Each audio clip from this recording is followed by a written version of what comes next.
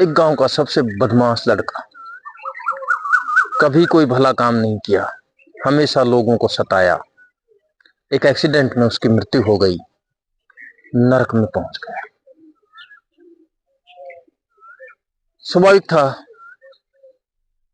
नरक में जब उसे इधर उधर घूमने का मौका मिला तो एक दिन सामने क्या देखता है और देखते ही वो अचंभित होता है। उसी गांव का पंडित जो सुबह से लेकर शाम तक पूजा पाठ हवन करवाता रहता था, वो सामने से आ रहा था। लड़का सीधा ही पहुंच गया पंडित जी जयराम जी की। पंडित ने देखा, पहचाना, जयराम जी की भाई जयराम। लड़के ने कहा, पंडित जी, मैंने अपने जीवन में कोई भी भला काम नहीं किया, सारे उल्टे काम किए।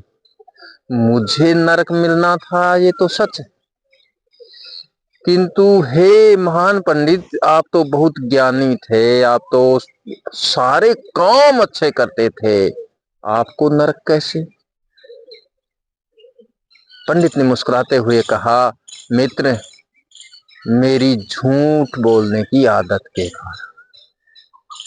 लड़का अचंभित, मैंने पूरे जिंदगी में आपके बारे में ये नहीं सुना कि आपने किसी से झूठ बोला है,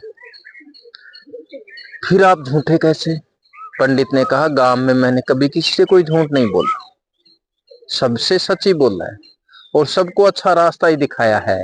कभी किसी के बारे में मैंने कभी कोई बुरा सोचा ही नहीं और सारा गांव मुझे सम्मान देता था। तो फिर पंडित जी, ये झूठ कहाँ बोला आपने जिसके लिए आपको नरक में आना पड़ा? पंडित ने कहा, मित्र, मेरे जीवन की जो सबसे तगड़ी भूल थी ना, वो ये थी कि मेरी पत्नी सज संवर के रोजाना मेरे सामने खड़ी होती और पूछती, देखो जी मैं कैसी लग रही, और मैं सच कहने का साहस नहीं जुटा पाता था और मुझे डर लगता था कि यदि मैंने सच बोला तो तुरंत कलह और ये घर नरक बन जाएगा।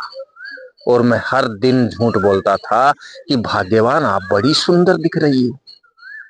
मुझे क्या, मुझे भी नहीं पता था कि ये एक झूठ ही मुझे नरक के द्वार पर पहुंचा देगा।